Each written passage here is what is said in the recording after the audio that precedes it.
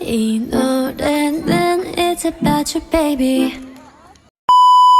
So good morning mga lagan, this is Yuki ang magbibigay ni Peace sa inyong mga labi. Another day, another laag. Pero bago ang lahat, intro!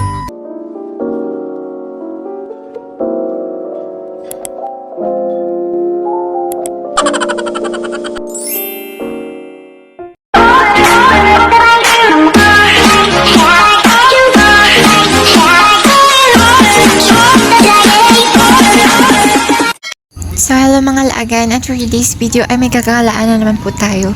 At kasama ko ngayon ay yung ate ko at yung dalawa kong pamangkin. And also, ang kaibigan ng ate ko. So last day na ng kaibigan ng ate ko today. So nag-decide kami na gumala para ma-explore naman niya ang Tagaytay. So nandito na nga, nakasakay na kami sa tricycle.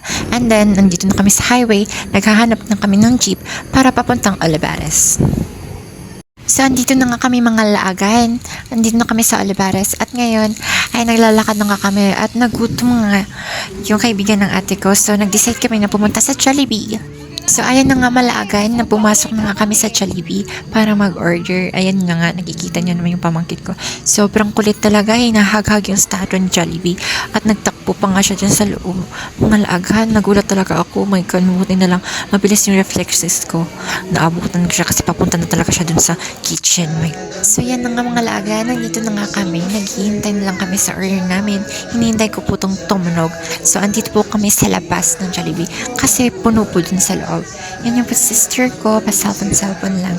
So, ayan na nga mga lagan, tumunog na nga yung timer, then kinuha ko na din yung order namin. Yan nga yung order namin, chicken at spaghetti.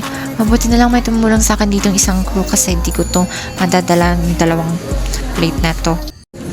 So, ayan guys, nandito po kami ngayon sa Jollibee. Kasama ko yung dalawa kong pamangkin at yung kaibigan ng ate ko. Diba, for the kain ng mga person. So, ayun na nga mga laagan, kumain na nga ako at yung unang kong kinain is yung spaghetti nila kasi sobrang sarap talaga ng spaghetti ng Jollibee at lalo na yung chicken nila sobrang crunchy at juicy. So, Jollibee, baka naman, charot lang. So, ayan nga mga laagan, meron nga akong i-share sa inyo about this, nung elementary pa ako. Nung first ko talaga punta ng Jollibee, mga grade 1 yata ako. Kasi di talaga namin, afford dati pumunta ng mga Jollibee. Gumala sa, sa malalayang lugar. Kasi yung budget ng mama ko is, sakto lang sa pang-araw-araw namin. Then, yung ulam namin dati talaga is tuyo lang. Pero katuyo lang yun. Sobrang saya namin. At di ko yung kinakakahiya. Naaalala ko pa talaga nung unang tungtong ko talaga sa Jollibee. Sobrang saya ko kasi alam mo yung feeling na mga kalaga nung nakikita mo lang na ina-advertise sa TV ng kapitbahay nyo dati na Jollibee ay nakakain mo na. So ayun nga, sobrang saya ko talaga nung bata ako nung una kong tungtong ng Jollibee. So ngayon nga mga lagan, sobrang thankful namin kasi napupunta na namin yung Jollibee. Then, nakakain na namin yung gusto namin kainin. Na nakakagala na kami kahit minsan-minsan. Di ba sobrang saya kaya nung feeling na yun kahit ganong simpleng pakay lang. Kaya ito lang yung masasabi ko mga laagan. Dapat maging thankful tayo sa mga bagay na nalaki nating natatanggap, maliit man yan o malaki. So yan lang. So, let's go back to my video. So, ayan na nga mga lagan. Binibilisan ko na nga yung pagkain ko dyan kasi aalis na daw kami kaya binibilisan ko na yung pagkain ko. So, ayan na nga mga laagan. Nandito na kami sa labas. Tapos na akong kumain.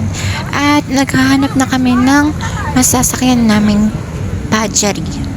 Pajari ba yun? Ano ba kasing tawag nito? Ayan o. Basta yan. Doon na kami sumakay para papunta doon sa sinasabi kong gagalaan namin. So, let's go.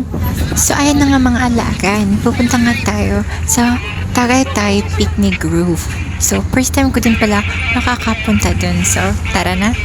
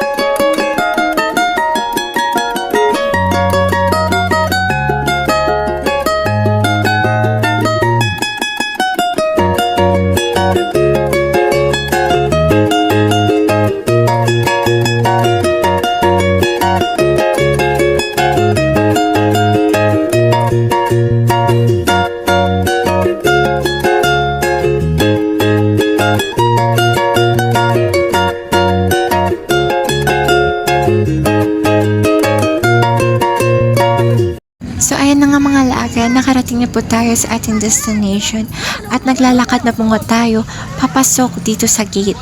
So, as you can see, nakikita nyo po yan si Kuya. Nagsabi po sa amin kung gusto ba namin sumakay ng kabayo. Dahil dito po sa park na to, mayroon pong binabayaran mga kabayo. Kung sino ba yung gusto mong sumakay. Yung katulad nung yung mga gumagala nga dito. Yung iba nga, nakikita namin, sumasakay sila ng horse. So, ayun na nga, nagbabayad na nga sila ate para makapasok na talaga kami doon sa loob.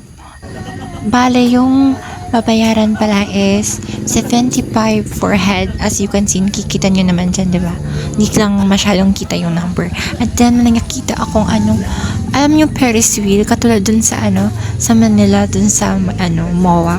Ano kaya mas malaki yung nandito sa Tagaytay Picnic Grove or yung sa MOA? Kung sino man nakapunta dito sa Tagaytay Picnic Grove, comment down below nyo kung yung mas malaki yung nandito ba o nandun sa MOA. So pagkatapos magbayad ay aakit na po tayo dun sa taas. So tara, maglalakad na naman po tayo. Para nag-hiking lang tayo nito, be. So habang naglalakad nga tayo mga lagan, naririnig nyo bang kumakanta yung pamangkin ko?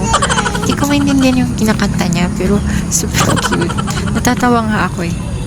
So ayun na nga mga lagan, magkatapos namin maglakad ng ilang minuto ay nakarating na nga kami dito sa taas. As you can see, sobrang dami na pong tao talaga. Tama nga yung sinabi po nila mga lagan na dinadayo lang talaga ang Tagaytay Picnic Grove. So ayun nga mga lagan, may nakita nga kami magtataho at ayan, nagpabili na naman po ang makulit na bata ng strawberry taho. So ayun na nga mga laagan, dito lang talaga ako nakatikim ng strawberry taho, dito lang po sa Tagaytay. Pero nabalitaan ko, meron din daw, marami daw nagbebenta sa puhol ng strawberry taho. Pero dito lang talaga ako nakatikim ng strawberry taho sa Tagaytay. So ayun na nga mga laagan, kung makakapunta kayo dito sa Tagaytay Picnic Grove, try nyo yung nila, strawberry taho nila, sobrang sarap kamo. So ayun na nga, maglalakad na naman po tayo papasok doon sa pinakaloob-looban ng park na to. So tara na.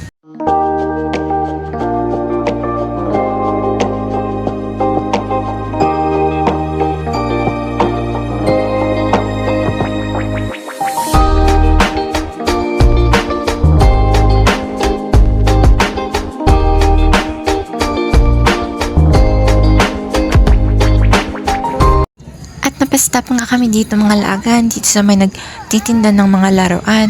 Kasi gusto nga daw bilhin ng pamangkin ko ang laruan na to. Tapos, alam niyo ba, sobrang mahal nito. Pero wala pa rin nagawa yung mama niya. Kaya binili niya pa rin. So marami nga nagtitinda dito mga laagan. May nagtitinda ng mga laruan, mga damit, shoes, bags, at ano-ano pang mga bagay. Meron nga ditong sungka. Alam niyo yung sungka? Basta yung sungka like this. So ayan nga yung sungka mga lagan.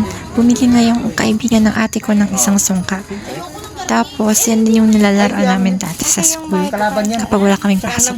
So ayan na nga, nagbayad na nga ako nung binili ng pamangkin kong laruan. So tara na, let's explore.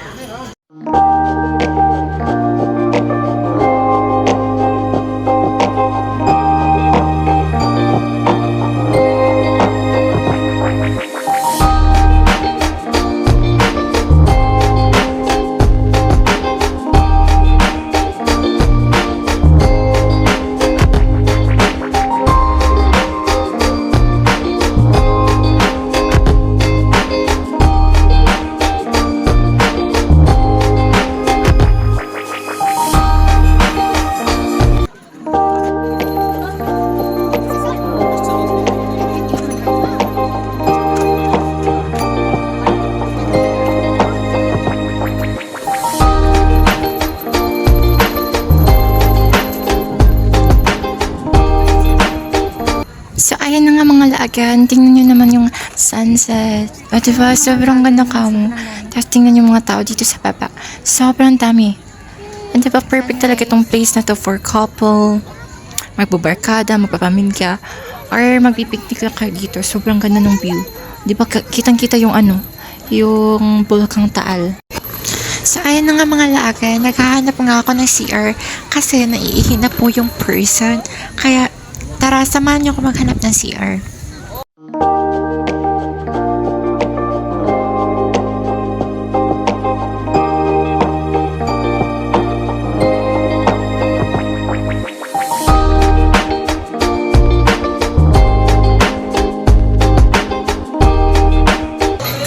So, ayun na mga laagan, pumunta ako dito kay ate at nagtanong ako kung saan yung pinakamalapit na CR. Sabi niya, nandun na sa baba. So, tara.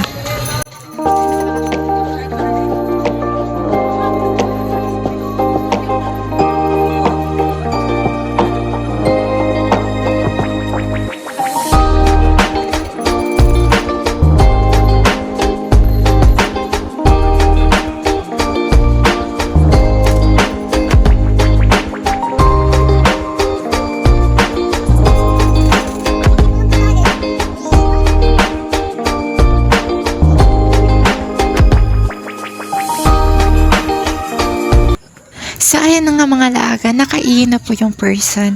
So, tara na, balik na tayo dito sa taas. Kasi mag-gagabi na po. Oo po, kasi hapon na po kami nakarating talaga dito sa Tagaytay Picnic Grove. So, tara, magpipicture-picture muna po kami para may memories naman po kami, diba? So, let's go!